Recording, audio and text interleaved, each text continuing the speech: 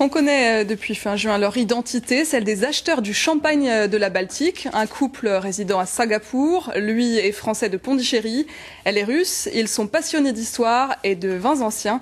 Ils étaient en visite dans la Marne aujourd'hui, visite suivie par Ophélie Mazur et Lionel Gonzalez. Des touristes pas comme les autres.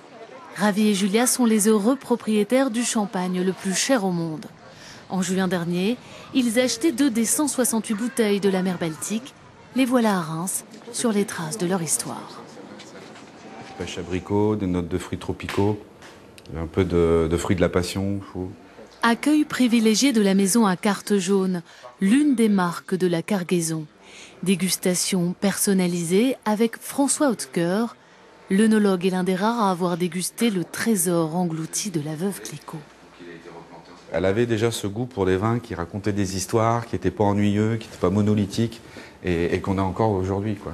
Après, le type d'arôme, bon, ça n'a plus rien à voir, mais aussi c'est l'âge et puis il était conservé dans des conditions tellement particulières. C'est même difficile de deviner ce que les gens de l'époque pouvaient sentir dans le vin de Madame Clicquot, quoi. Juin dernier, jour de vente aux enchères sur les îles Hollande en Finlande. Ravi et sa femme sont à l'autre bout du monde, anonymes, reliés à cette salle par un ordinateur. 24 et 30 000 euros pour 2 bouteilles, un record mondial, et pourtant. Je ne m'attendais pas au résultat. Je pense que tout le monde le pensait, que le prix irait beaucoup plus haut. Cela dit, pour une bouteille de champagne, c'est pas donné. C'est vraiment pas donné. Julia est russe, Ravi, français, né à Pondichéry. Ils vivent à Singapour. Un couple sur les traces donc de l'histoire. Petit détour par la case archive de la maison Clicquot.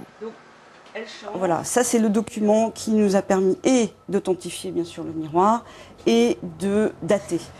Une découverte précieuse pour ces collectionneurs amoureux de vieux vins, amoureux et bien décidés à les déguster un jour. L'avantage peut-être des 2 bouteilles d'Alland, c'est qu'elles ont été goûtées. Donc on sait qu'elles sont bonnes. Donc on n'aura pas de surprise. Donc ça enlève la moitié du stress de les ouvrir.